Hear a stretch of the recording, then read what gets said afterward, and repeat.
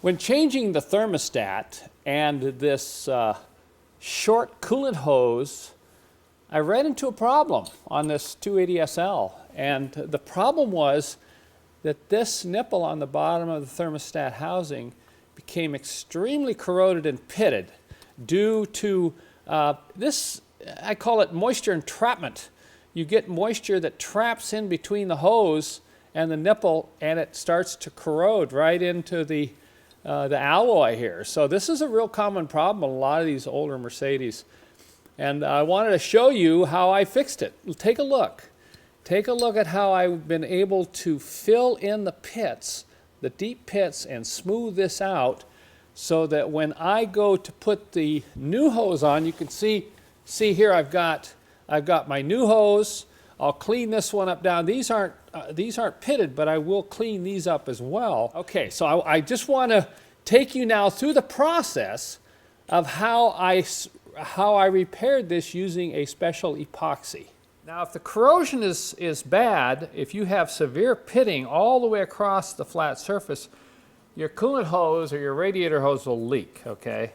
So what I'm going to do is I'm going to see if I can fix this, and I'm going to show you a couple tricks I use when I run into ones that are really, really pitted.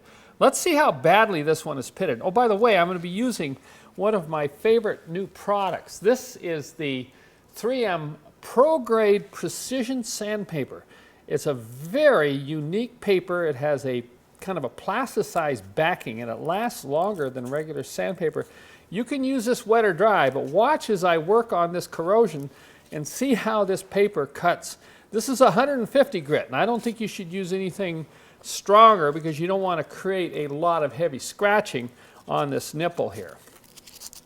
Now, once you get working into the corrosion, you'll get a pretty good idea how bad the pitting is, whether or not you're going to have to do any filling, whether or not the part is even savable. Now, I'll use a little bit of water here, just so I can see better what I'm doing here.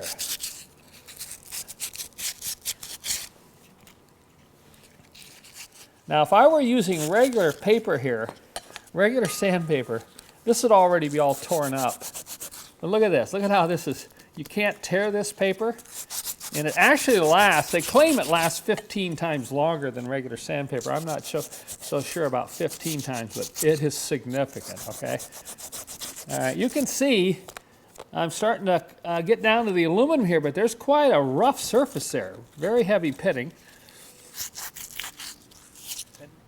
You can see I've sanded away on this enough to where I've really started to show up the pits, particularly on this side. This side over here is not too bad. There's a little bit of pitting here, but these are pretty heavy pits here. Look at how well this sandpaper is held up, by the way. See that? Isn't that amazing? And then still the grit isn't even worn yet after all this sanding. So what I'm going to do now, my plan is to fill the pits with some JB weld and then sand it off smooth. But before I do this, I need to clean out the oxidation in this aluminum. I've got a little bit of aluminum. This is an aluminum cleaner. It's an acid. And I'm going to work on these corroded areas. See what it does right there? It just foams that right up. If you don't do this, if you don't stop the corrosion down in those pitted areas, then it's just going to continue to corrode underneath the filler, the JB weld, and you'll have that lifting off in the future. The reason I'm using JB weld is this is a high heat environment, and JB weld holds up good heat, and it's got good adhesion to aluminum as long as it's roughed up and it's cleaned.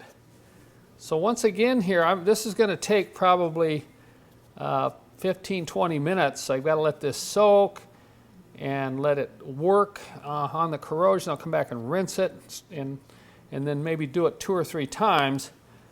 And then we'll come back and see how it looks and talk about applying the JB weld. Well, I treated this about 4 times with the acid and then thoroughly, we're talking thoroughly, rinsing this off and drying it. And upon closer inspection, this area in here is going to be okay. There is a sealing surface all the way around until I get right into here, and that's when it gets rough.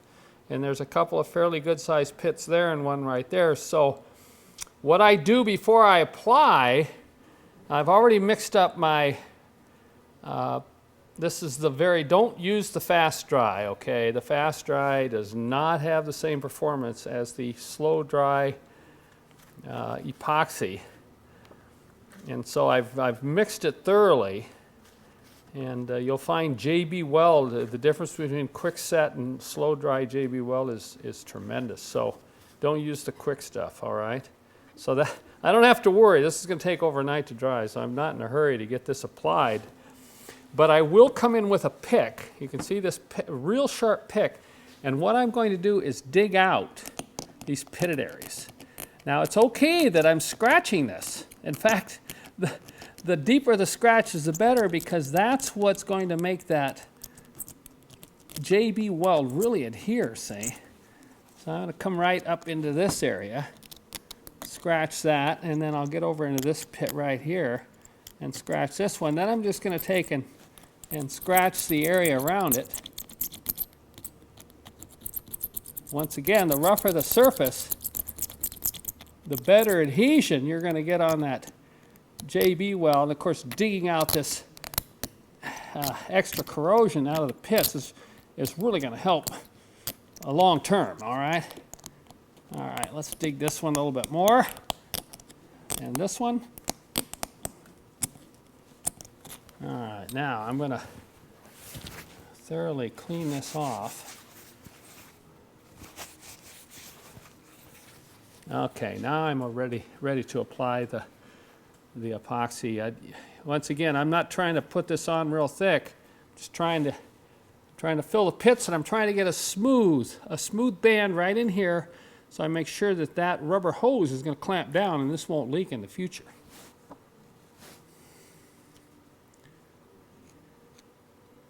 Try to work it into the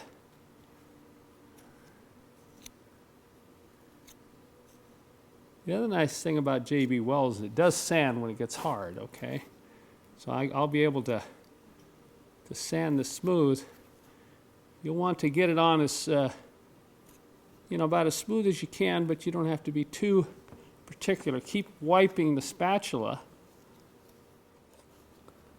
See, it takes a little patience to get the... Okay. I'll take off the excess right over there. And we're going to let this dry overnight, and tomorrow we'll come back and see how it looks and give it a little sanding, see if we were able to get it in one application. You can see here it looks pretty smooth. I've started to sand a little bit on the side, but that JB Weld does tend to level itself out.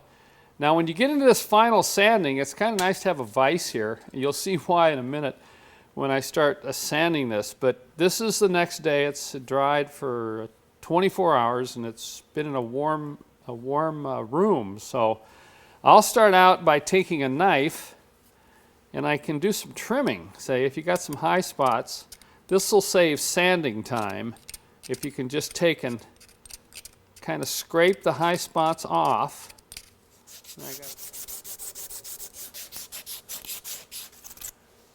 Okay, take a look at that. See, any low spots will show up as dark spots, but this is really smooth. This is probably smoother than it was at the factory. Once I finish it up with 220, then I'll come back here with my 150 and just kind of smooth the whole area up.